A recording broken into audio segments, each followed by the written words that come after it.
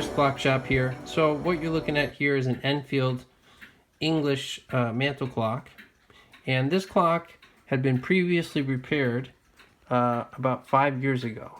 So the previous repair got 5 years out of this clock, and I like to see 20 years out of my clocks. Now, I haven't been doing this for 20 years, so I don't know if that's going to happen, but you know, it's been about 6 or 7 years and I haven't had any back. So I want to go over a very important detail here that obviously not every clock repairman knows, because I'm looking at an example of it not being applied here.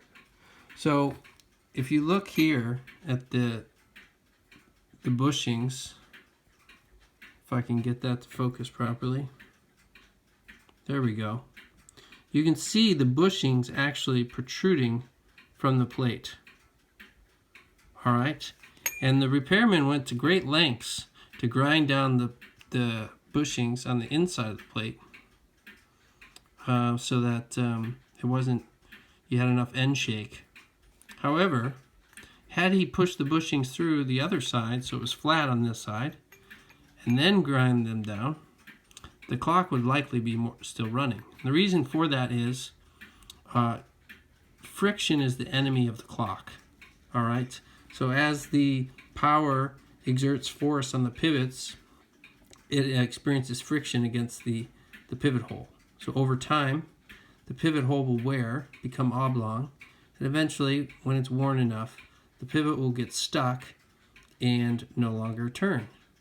So we fight against that by oiling the clock and making sure we have ample play to reduce friction.